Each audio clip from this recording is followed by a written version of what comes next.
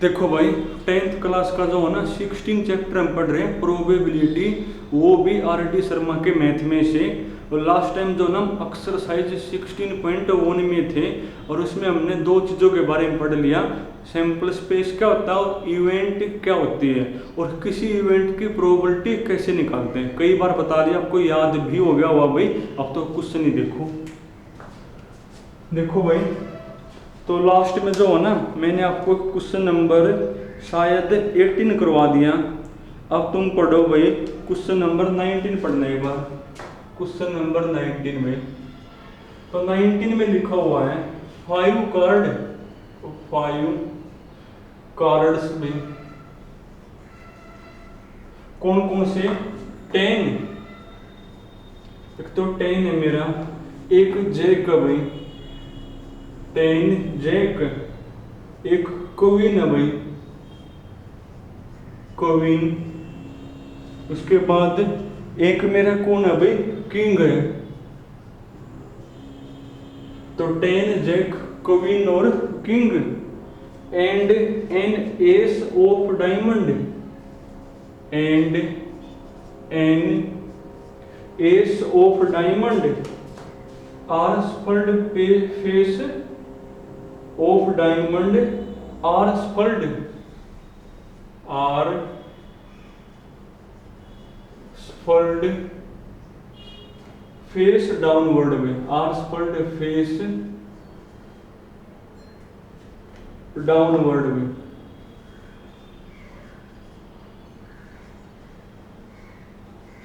देखो वो ये को भाई, आपकी बार वो ये को है। आपके पास 5 कार्ड हैं। 5 कार्ड कौन कौन से भाई, 10, एक जैक, एक क्वीन है भाई, और एक कौन है, किंग। और उसके बाद एक मेरा कौन है, एस ऑफ डायमंड है, बल्कि जो इक्का है ना वो डायमंड का इक्का है भाई, ace of diamond are shuffled face of downward, वो एक है। आपके पास 5 कार्ड हैं। 5 कार्ड कौन कौन से, 10 जैक, क्वीन, किंग और एस ऑफ डायमंड। इन पांचों का जो मुंह है ना वो नीचे की साइड है, इनका जो फेस वो क्या है, डाउनवर्ड है। उसके बाद को है 1 card is picked at random. हमने उन 5 मत है एक कार्ड उठा लिया। 5 मत क्या करा, एक कार्ड हमने उठा लिया।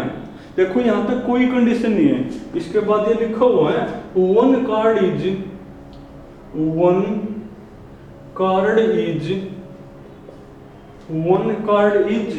picked at random, 1 card is picked at random.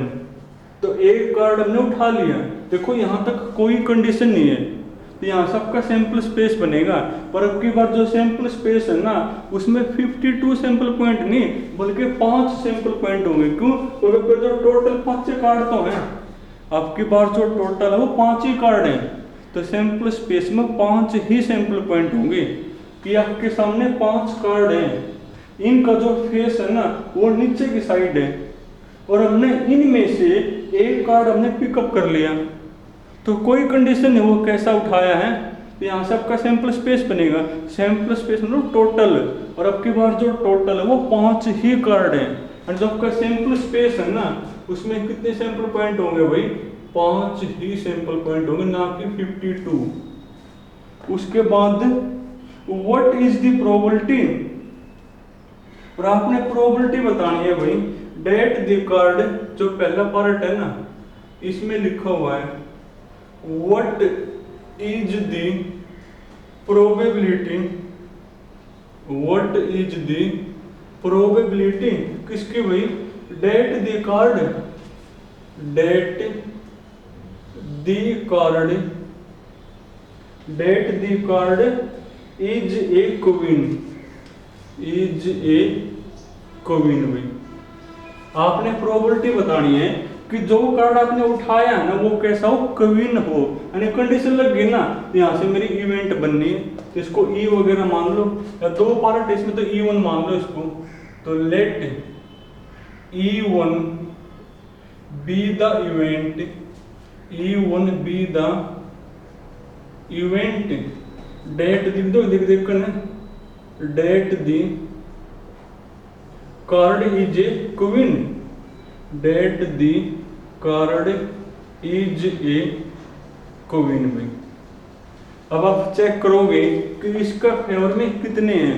अब देखो इसमें क्वीन कितनी है, एक ही क्वीन है ना, और इसका फेवर में एक है, जिसको मैथ में से लिखोगे NE1 इक्वल टू कौन है मेरा 1। अब आपको E1 की प्रोबेबिलिटी बतानी है, तो E1 अब की बार 4 नहीं लिखोगे, देखो सोचा क्वीन तो 4 हुए, अरे सैंपल स्पेस अब की बार ये है, इसमें तो जो क्वीन वो एक के अपनी, तो प्रोबेबिलिटी कौन होगी, तो प्रोबेबिलिटी ऑफ E1 वो होगी 1/4 बनेगी। इसके बाद जो आगे वाला पार्ट है ना वो पढ़ना ध्यान दे एक बार भाई, उसमें लिखा हुआ है if a king is drawn, if a king is drawn first, is drawn first, if a king is drawn first and put aside, and put aside, और उसके बाद लिखा हुआ भाई what is the probability, what is the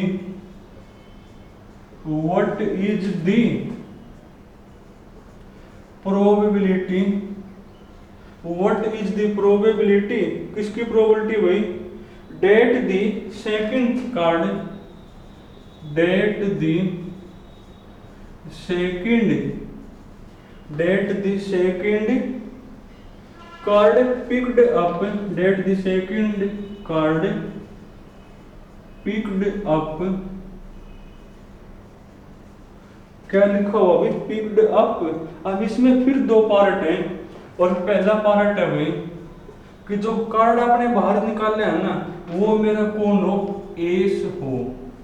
इस पढ़ो एक बार क्या लिखा हुआ भाई, इफ का मतलब गिवन है, क्या गिवन है कि आपने उन 5 कार्ड मत है किंग आपने बाहर निकाल लिया, उस किंग ने बाहर निकाल कर ने एंड पुट असाइड, और आपने वो बाहर ही रख दिया, आपने उन 5 कार्ड मत है किंग आपने बाहर निकाल लिया और उसको बाहर निकाल कर ने उसको आपने बाहर ही रख दिया, यानी आपके पास अब आपके पास टोटल 5 नहीं बल्कि क्या कार्ड है 4 ही हैं, और जब का सैंपल स्पेस है ना वो चेंज होकर ना 5 तक क्या हो गया भाई 4 बन गया, और जब का जो सैंपल स्पेस है उसमें 5 नहीं अब 4 सैंपल पॉइंट ही रह गए, क्योंकि उसने खुद कहा है कि आपने उन 5 कार्ड मत हैं एक कार्ड जो किंग वाला है ना वो बाहर निकाला और बाहर ही रख दिया, पुट असाइड, यानी वो बाहर ही रख दिया, तो सैंपल स्पेस में 5 नहीं 4 ही सैंपल पॉइंट हैं, और आपने प्रोबेबिलिटी बतानी है,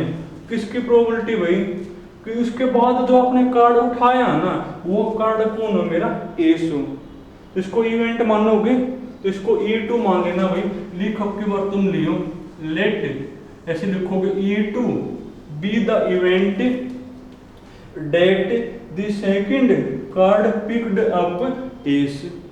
अब चेक करके बताओ कि जो E2 है ना इसका फेवर में कितने होंगे, अब इनके अंदर एस कितने हैं, एस तो आपका एक के है, एस आपका एक ही है यानी एक ही है भाई, और ना भाई एक भी नहीं,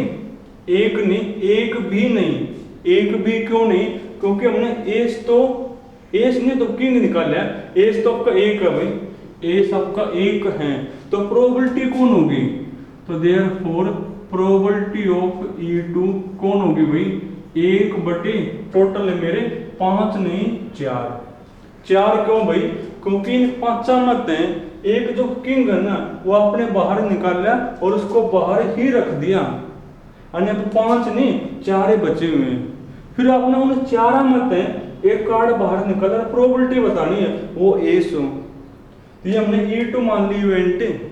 अब उन 4 मतों एस एक के अपना एक के तो एस है तो 1/4 होगी।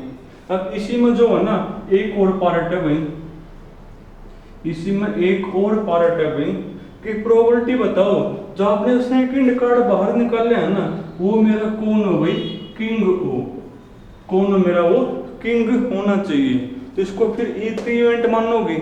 Late E3 be the event that the second card picked up king. अब सोच के बताओ कि जो आपकी E3 इवेंट है ना उसके फेवर में कितने होंगे। सोच के मतलब ध्यान था भाई, उसके फेवर में होगा ही नहीं। क्यों नहीं होगा? क्योंकि किंग तो हमने पहले बाहर निकाल लिया और बाहर ही रख रखे हैं, यानी किंग तो है ही कौन है, तो इसका फेवर में एक भी नहीं होगा। तो प्रोबेबिलिटी कौन आ जाएगी, यहां लिख दूं चलो मैं, तो प्रोबेबिलिटी ऑफ E3 तो कौन होगी, NE3 0 अपॉन में टोटल 4 और 0/4 यानी 0 ही बनेगी।